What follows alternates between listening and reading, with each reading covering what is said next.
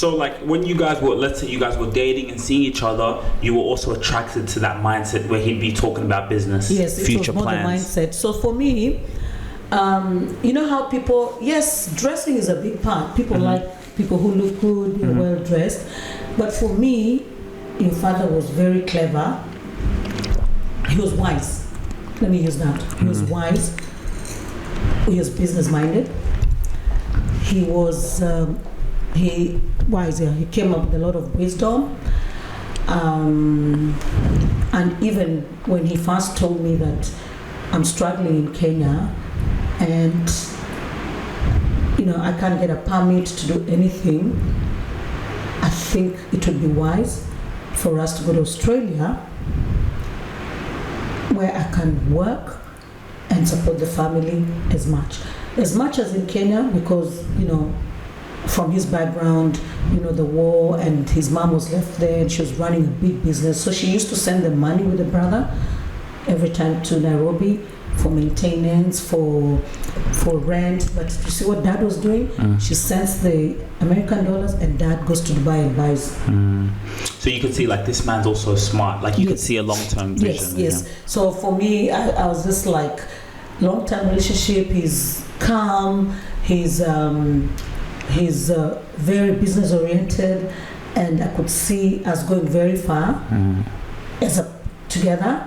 Yeah, that was for me. It was really big for me, because I needed somebody to push me a bit and just be focused and have at least give you have the drive. Yeah, and direction. A bit of direction. That's the word. So I was very, very.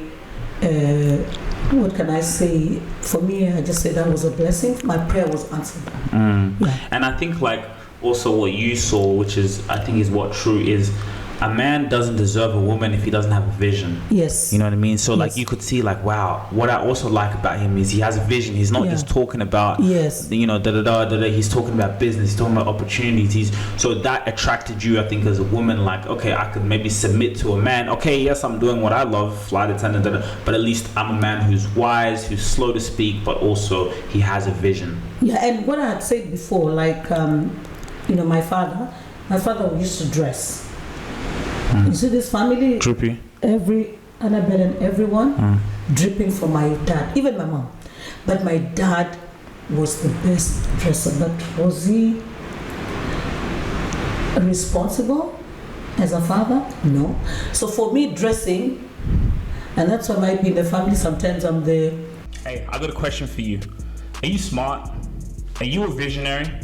Well, the fact that you are watching this podcast is a good thing. I got something to tell you. I know time is the most valuable asset, so I'm going to get straight to the point. Here at the Rubasha Family Podcast, we've been focused on consistent output, getting amazing and quality content out to the people who come and support. How can we add value to people's lives? Now, you could be a small business owner or entrepreneur who wants to be able to expand your visibility, get your product or service in front of as many people as possible. The day and age that we're in, social media, podcasts, the fact that they're growing so much on YouTube is allocating more budget into the podcast section in media.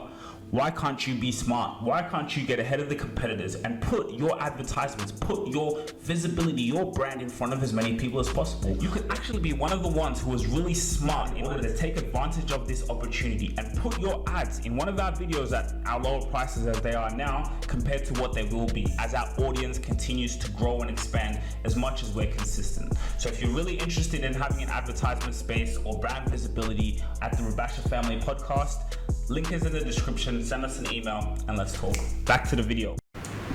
Yes, I like to look good, but I will not go and spend like, I don't know how much on a shoe. No, that's me.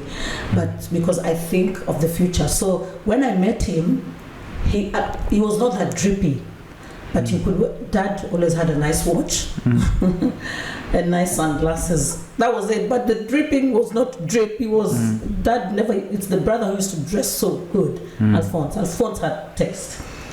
But for me, at that time, I was just, my mind was like, he doesn't dress well, he wears a nice watch, but he's business-minded and he's got wisdom.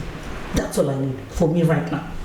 But you did say something back before, like when you were a flight attendant, your mind also wasn't in terms of investing, it was like you were buying furniture, clothes, stuff like that. So you had that period, huh? Yeah, so I had that period where it was, for me, the clothes I was buying, don't think that I was buying like, I'll go to a Louis Vuitton shop and no. But still, you were still spending money on I was clothes. actually putting more in my home. Best chairs, beds, TV. You know me, I like a good home. Yeah. You know, so that is what I was doing. Your money. But then when I met Aloys, he was happy with the furniture, like what I was doing, investing in my home. But into he the was saying home. you can do better things with this money. With this money, Yes. you could do better. And it's just like, and even there's nothing wrong if someone wants to go and spend money on Louis Vuitton and designer things. There's nothing wrong with that. Nothing wrong but with it's just more like it's just the same facet of, okay, even you were spending on furniture instead of, and making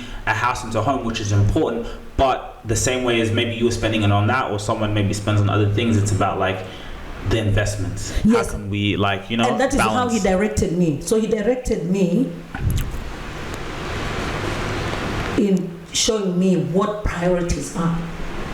So that's how I learned priorities. Yeah. So there's priorities. Priorities. You either buy clothes or you buy a house. Priorities. You open a business or you buy a shoe. So like you guys, that's what I say to you guys. So you go and buy a Nike shoe or you buy an apartment. So you priorities. So that's how he taught me about priorities. Yes.